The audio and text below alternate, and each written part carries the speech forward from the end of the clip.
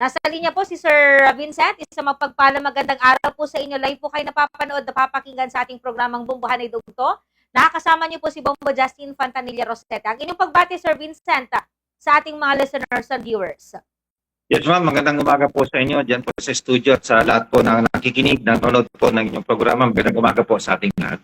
Unahin po natin, Sir Vincent, kasi marami po tayong mga kababayan ang nangangamba, especially doon sa mga nakatira sa low-lying areas kasi may nararanasan pa po silang pagbaha. And then ito po yung pagpapakawala po ng tubig ng San Roque Dam. Kumusta po ang pakikipag-ugnayan po ninyo dito po sa San Roque, Sir Vincent, sa mga oras po nito? Yes ma'am, tuloy-tuloy naman po yung aming coordination dito po sa ating SRPC sa San Roque po. So ang current level po ng kanya ngayon ay nasa 280.62 meters above sea level. Tama po yung nabanggit po ninyo kanina. Meron po silang bahagyang pagbuka para mabawasan po yung ating tubig doon po sa dam. Ayan. Sa ngayon, sir, ano po ba yung mga bayan na minomonitor, binabantayan, especially ng PDRMO, sa nasasakupan po na maaari pong maapektuhan itong pagpapakawala po ng tubig ng San Roque? Yes ma'am, actually po, base na rin po sa ibinigay na advisory po ng DOST Pag-asa. Alam niyo po kasi ang San Roque po, matatagpuan yan sa San Manuel. At usually po, pagka ganyan, ang unang pong dadaanan ng tubig na po yan, dito sa may eastern part po. Nandiyan po yung ating Tayug, yung ating Santa Maria, nandiyan po ang Villasis, ang Rosales, ang Bayambang, Santo Tomas. So yan po yung mga ilang bayan na ating binabantayan kasi sila po yung malapit sa San Roque po or sa San Manuel. Sa ngayon po ba, sir, meron na po ba kayong mga napapansin na like remarkable na resulta sa mga kailugan po natin dito po sa nagaganap po na pagpapakawala po ng tubig ng San Roque? Usually po kasi ang 0.5 ma'am, napakalit na level po lamang yan ng pag-ano ng tubig. Yan po yung nagiging problema po natin sa ating mga kasama. Hindi naman po natin may alis talaga sa ating mga kababayan na magkaroon po ng pag-aalinlangan, pag-worry kung sila po ba ay maapektuhan ulit ng paglabas ng tubig ng San Manuel SRPC. Pero base po sa aming monitoring dito po sa ating mga river system, yung ating binabantayan na Marusay River po, actually ma'am, ay nasa taas, mas mataas pa na level pa po, above critical level pa po. Pero doon sa the rest po ng ating mga river system, although ito po ay mataas pa, meron na pong bahagyang pangbaba. Kung ating pagbabas yan ay yung kanilang critical level. Ang pinalalabas po ng San Roque po kasi ma'am, alam po naman natin lahat na ang bago pa mag-release, pre-release ang San Roque, saturated na po yung ating kalupaan or nag-swell na po yung ating katubigan. So ibig sabihin po, hindi pa nagre-release ang San Roque, kung papansinin niyo po, baha na doon sa ating mga area, like for example sa Dagupan, sa Calasiao, because of Marusay or Sinucalan River. So yung Agno River po natin, napakalawak po niyan. Nagtatraverse po yan mula Mountain Province, Benguet, Pangasinan, at Tarlac. So yung inilalabas po na tubig na nanggagaling po sa upstream, minsan po pag hindi na po yan umaabot sa lower portion po ng Agno River, minsan nag-exit na po yan sa may Bayambang po Tarlac. So maliit na bagay po lamang yung inilabas po ng SRPC.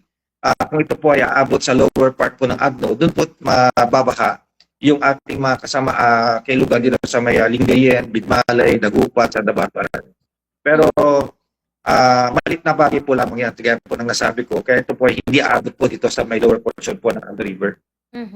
Ayan, Sir Vincent, may we know, ito pong mga pangunahing mga river system sa ating probinsya ng Pangasinan, yung inyo pong minomonitor and kung ilan na po yung, kung meron po kayong data ng level po ng tubig sa mga kailugan po na ito, sir? Yes po, like yung nasabi ko po kanina sa Calasiao Marusay River po, ang critical level po niya is nasa 8 feet. Ngayon po ay nasa more than 8 feet pa din po, although ito ay nasa above critical level, may nakitaan naman na po ng bahagyang pagbaba. Sa Sinucalan River po natin, ang critical level po niya nasa 7 meters, ngayon po nasa 6.5 po na lamang. Dito po sa ating Bud River, 7.8 po yung critical level, ngayon nasa 6.8 na lang po lamang. Dito po sa ating Balingkanging River sa may Mabini, 7.7 meters po ang critical level niya. Ngayon ay nasa 3.8 po lamang. So makita po natin dito, meron pong bahagyang pagbaba, although ito ay mataas pa din, pero kung ikukumpara po ito sa critical level, ay mababa naman po ito. Kasi medyo bumubuti na rin po yung lagay po ng panahon, Sir Vincent, ano? Medyo natigil na rin po yung mga pag-ulan. Pero update din po tayo, sir. As of now ba, meron pa rin po tayong mga lugar na nakakaranas po ng pagbaha at may mga residente pa rin po ba na nananatili po sa mga evacuation centers dito po sa ating probinsya? Yes po ma'am, meron pa rin po pangilan-ngilan na nasa evacuation center. Actually po, tuloy-tuloy po.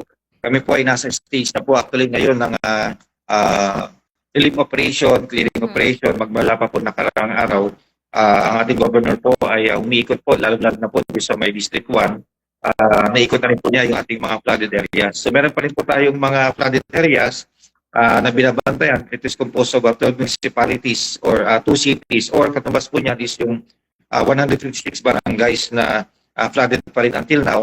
So nag-range po ito sa 1 to 2 feet. So may nakitaan na rin na pagbaba ng tubig po dito sa may area po dito. Sir Vincent, nung nakalipas po na pagkakataon na kayo po ay ating pong nakapanayam, meron po yung mga lugar dito po sa atin na inaantay niyo pa rin yung mga reported, mga data po na manggagaling po sa kanila kasi nga dahil na rin po sa problema sa komunikasyon, sa signal, and yung mga iba wala pong kuryente. Kamusta po yung monitoring po ninyo sa mga lugar na ito sa ngayon, sir? Yes, ma'am, pakonti-konti. Like for example, yung ating kasamaan po sa AGNO, nakagawa po silang paraan para bigay po ng data po sa atin. Although hindi pa tuloy-tuloy na ibalik yung ating power doon, yung ating kuryente. So meron po mga pangilan-ilan pa rin na mga report na pumapasok pa sa amin. Yung team po namin actually, sunod-sunod yung deployment namin dyan sa District 1. Lahat po yan, iniikot po namin kasama yung ating PDRM chairman, si Governor Ramon Magbuico. Actually, nandun po sila ngayon uli. So, minomonitor po rin namin kung ano yung mga pangailangan. At bukod po dyan, nag-conduct na po tayo ng rapid damage assessment needs analysis dyan.